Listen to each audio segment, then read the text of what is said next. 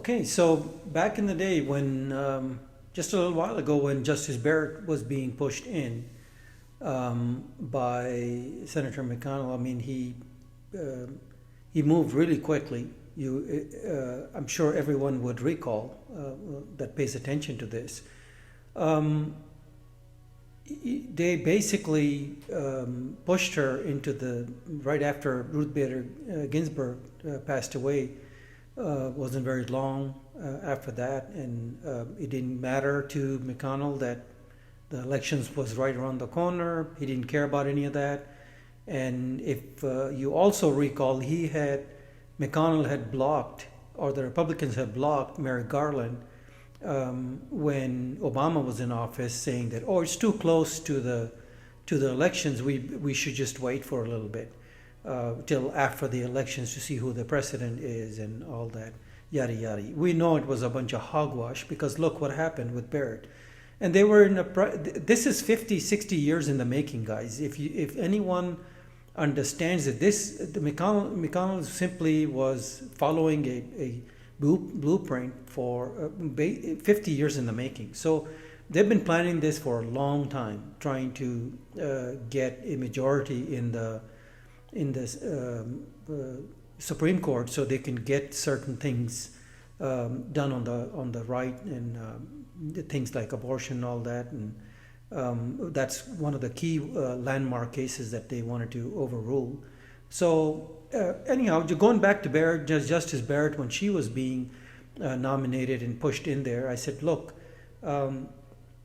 I would like to see a precedent, especially if Joe Biden, when Joe Biden was running, he basically made it clear that I do not believe in stacking the court, as he referred to it, or expansion of the court, which is what I was advocating for right as Barrett was being nominated. I said, look, this is bad news for the left.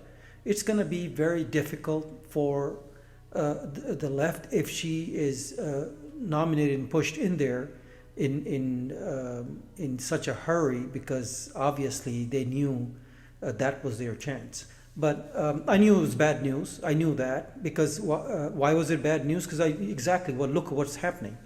They are targeting something basically that was decided 50 almost in 1973. So you're looking at quite a few years there, and almost 50 years. So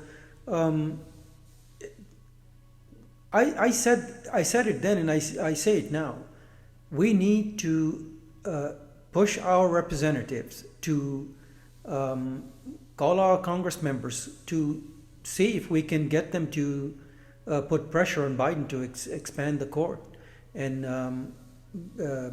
go from 9 to 15, which is what my suggestion was. And I think this is what FDR had proposed back in the day with the New Deal. Because we learned this from FDR. They were threatening Social Security, Medicare, Medicaid, unemployment. There's a whole host of things that were stuck there, and they were threatening that they would block it. And all FDR did at that time was threaten to expand the court.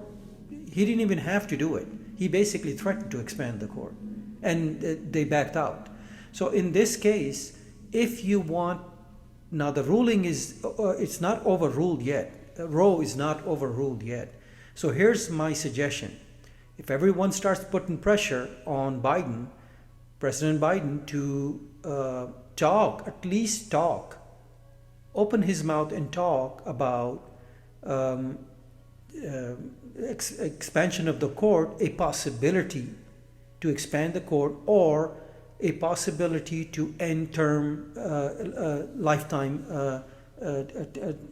term limits. So at least bring up these 2 points, and I can assure you we could block this thing from being overruled. So I'm speaking of Roe. So where everyone is concerned about Roe, and here's a reason why everyone should be concerned about Roe, not just women that are actually really affected by it, Here's why everyone needs to be concerned. And I said this in my previous video. If they start here, if they press on this issue here, something that was decided in 1973, and each one of these justices under oath said, oh, we believe in precedent. We do not believe in, I personally, each and every one of them said, I don't believe that we need to overturn or overrule Roe, because it's been decided, it's been the law of the land, and yada, yada, yada. They all went by that Federalist playbook and their talking points, and clearly said exactly that. If you listen to each and every one of those justices, the 5 justices that took a straw poll, and they all wanted to vote for it, and so when you look at their testimony while they're in their nomination process, basically they just raised their hand and said, "Oh yeah, we believe in precedent, and we're not going to look to overrule Roe because it's basically decided, and it's been law of the land for many years now." So right now, so since we know that we can't trust them anymore, here's what my point is. If the nation, 60% of the electorate, wants to block this thing from being overruled, you are going to have to put a lot of pressure on President Biden to basically put pressure this way by stating that he is looking to expand the court. He doesn't even have to. He simply needs to threaten that I'm going to expand the court, or possibly reassign these judges. Okay, reassign. He's allowed to reassign. People don't realize that. The executive branch, the head of the executive branch is allowed, according to our Constitution, allowed to reassign these judges. They have lifetime term limits, but we could reassign them. Or you can expand the court from 9 to 15, which is what I said when Justice Barrett was being nominated. I said, this is bad news. You could go back and on my Facebook post and look at it. I have that to prove that I said we need to talk about expansion of the court. Look at what they're doing.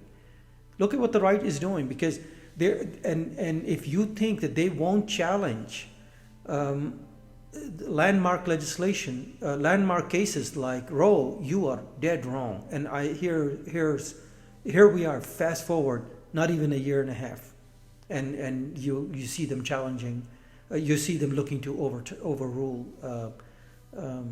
Roe. So here's my point: call your Congress member, call your senator, call anyone you can, and let's put pressure on President Biden to expand the court, and at least talk about it by having that political discourse. I think what would happen from that is they would get the message at that point that they cannot mess with this landmark ruling, and they would back down. I promise everyone it would work as long as there is enough pressure from the electorate. 60% of the population of this country does not believe that Roe should be overruled and overturned. 60%. 28%, yes, that's the base that they're relying on, but these judges, these 5 judges, Supreme Court judges, are completely out of touch. They're completely out of touch with reality and the American society right now. 60% of the electorate, okay, is not for overruling Roe. So if someone thinks that this is some kind of a light matter, it's not. This is something very heavy, because once again, as I mentioned in my previous video, if they start here on this landmark legislation, on this landmark case, what's next? Marriage rights? They go after contraception, 1965 ruling contraception, possibly. They go there. Exactly. And that was my point in the previous video, that look, they'll go after that. If they know that they can get this done, why not get something else done while they're in there? So threatening to expand the court, I think may put the brakes on it. I don't know if it's too late. I have no idea if it's too late. Whether they have made up their mind, they are going to do it regardless of what anyone thinks. So the justices could care less that 60% of the electorate does not want this. They do not want Roe overturned. So that said, call your Congress member, call someone that you think that will make a difference, and let's put pressure on President Biden to start talking about expansion of the court. I know he said he didn't believe in it, but we're just asking you to talk about it. We're asking you to consider the possibility, right? Look, we have 9 justices for many, many years. And when you look at our start, all the way fast forward, 240 something years later, we still have 9 justices. We may need more than 9. We may need more than 9. We may need 15 because we have grown in population to 320 million people. I don't think that's too much to ask for. Okay, so expansion of the court is one point I wanted to make in this video. Second, okay, let's talk about ending their lifetime appointments. So these two things need to be talked about in social media, in mass media, everywhere that we could possibly have a discussion. And all I'm saying is let's have a discussion on these things. It may actually make a difference. I don't know, but I feel that it could make some difference in the minds of these Supreme Court justices that, look, these people are already talking about ending lifetime appointments, which is very dear to them. Second, they're talking about expansion of the court. So I think, in my opinion, my analysis, it's going to work. It could halt that overruling of Roe. So it doesn't hurt to try it, and doesn't hurt to talk about it, and let's have a discussion on it. Let's see if we can have someone influential bring this thing up into the mass media, so it could be talked about. It's what my point is. So that I'm going to leave it at that for now, and then follow up on this Supreme Court ruling, see if they're going to. I personally feel they've made up their mind, but let's see what happens, okay? We'll just keep an eye on it. I'm going to personally keep an eye on it because it means a lot to me to make sure that we block this thing, because if they start here, where do they end? Where do they stop? I don't know. I don't know what other rights they're going to take away. Because remember, this is a right now. It's an actual right, and they're taking it away. Therefore, I'm saying if they start with this right, okay, what other right are they going to target at this point after this? So I'll leave it at that for now, and try to keep an eye on this thing and see exactly what will happen in the next few weeks and months to come.